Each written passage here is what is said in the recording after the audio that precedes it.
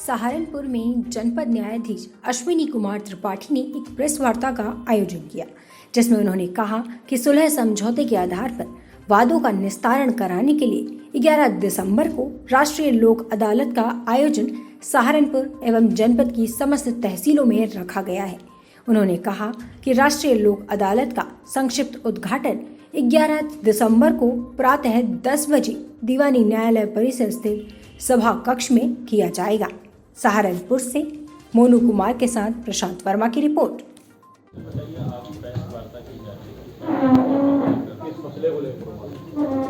ये राष्ट्रीय लोक अदालत के बाद राष्ट्रीय लोक अदालत का आयोजन 11 दिसंबर को पूरे जनपद में और सभी तहसील स्तर पर किया जा रहा है।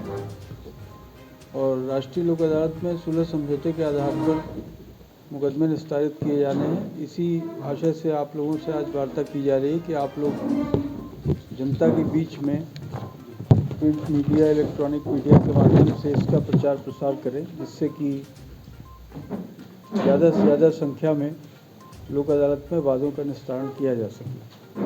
उनको, जनता को ये पता चल सके, वादकारियों को पता चले कि सुलह समझौते के आधार पर वादों का निस्तारण राष्ट्रीय लोक अदालत में होना है। इसमें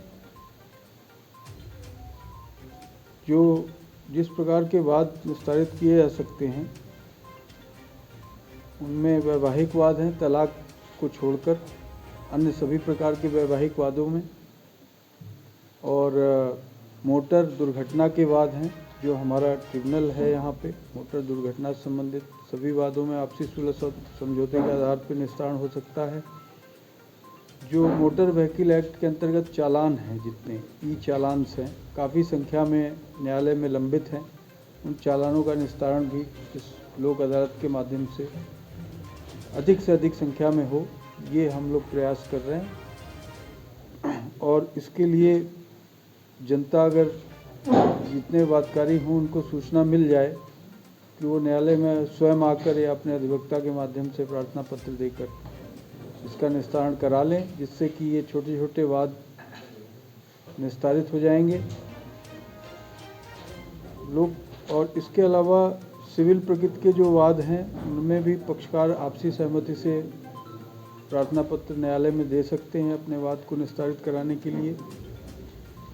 नेगोशिएबल इंस्ट्रूमेंट एक्ट के जैसे चेक डिसऑनर वगैरह के मामले हैं, इनमें भी आपसी सुलह समझौते से निस्तारित किए जा सकते हैं।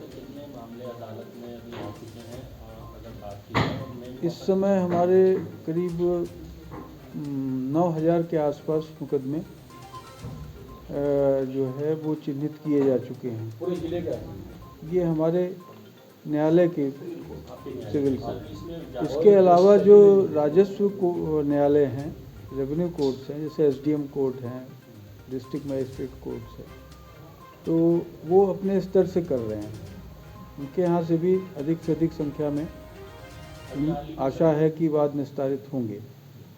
लोक अदालत में ऐसे भी प्रार्थना पत्र निस्तारित किए जाते हैं, विभिन्न विभागों में लंबित प्रार्थना पत्र जो हैं, जैसे बिजली विभाग में बिजली के बिल से संबंधित जो प्रार्थना पत्र लंबित हैं, और तमाम जो सरकारी विभाग हैं, जैसे वाटर टैक्स के हैं, वाटर टैक्स, वाटर बिल्स, ये सब जो लंबित हैं, वो भी प्रार्थना पत्र, तो वो प्री लिटिगेशन में आते हैं, माने उनके संबंध में भी मुकदमे लंबित नहीं हैं, हुए नहीं हैं मुकदमे, लेकिन मुकदमे के पहले ही उनका निस्तारण प्रार्थना पत्रों का हो जाता है, जिससे कि संभावित मुकदमे न्यायालय में दाखिल ना हो, उससे भी हमें इस लोक अदालत में उन प्रार्थना पत्रों को निस्तारित करके एक तरह से हम अनावश्यक मुकदमे दाखिल होने से हमको बचाव होता है, कि हम न्यायालय में बोझ कम होता है।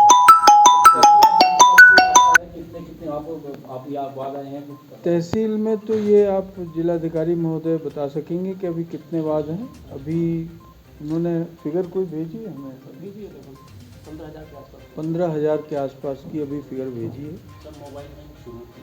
हाँ,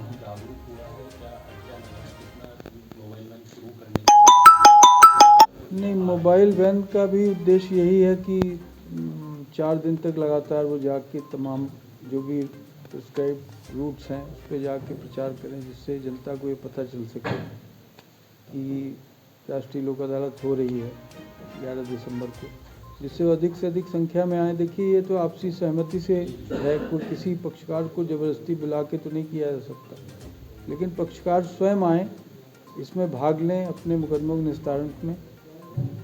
और सबसे अच्छी बात यह है कि राष्ट्रीय लोक अदालत में जो मुकदमे निस्तारित होते हैं उनमें उनकी कोई अपील नहीं होती है। वो आपसी सुलह समझौते से जो डिक्री पास होती है उसकी कोर्ट फीस भी वापस हो जाती है, कोई अपील नहीं होती है, आपसी सौहार्द भी कायम रहता है।